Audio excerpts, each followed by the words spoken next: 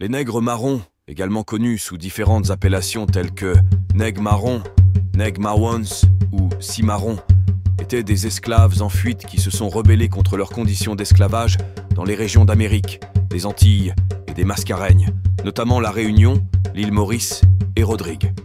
Leurs descendants se trouvent aujourd'hui dans divers pays, dont le Brésil, le Guyana, le Suriname, notamment les Djuka, les Okans, Kwinti, Matawi, Paramakan et Saramaccan, la Guyane, les Aluku ou Boni, les Saramacas, la Colombie, le Honduras et la Jamaïque.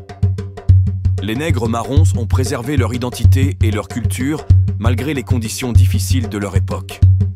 Certains Jamaïcains parlent encore des dialectes africains anciens tels que le Koromanti, qui tire son nom de la ville côtière ghanéenne de Kormantse.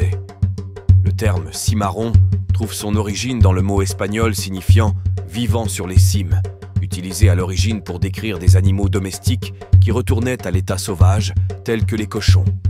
À partir de 1540, ce terme a été appliqué aux esclaves en fuite, puis progressivement élargi pour désigner ceux qui retournaient vers un état de nature.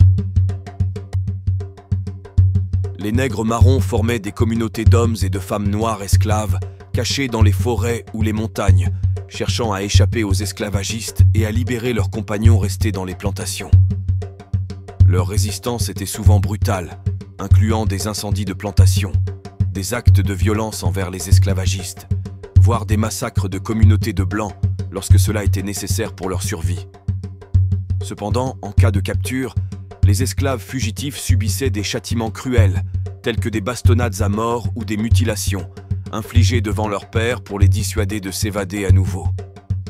Les parties du corps mutilées étaient parfois exposées comme avertissement aux autres esclaves, dans le but de les dissuader de rejoindre les marrons dans leur quête de liberté.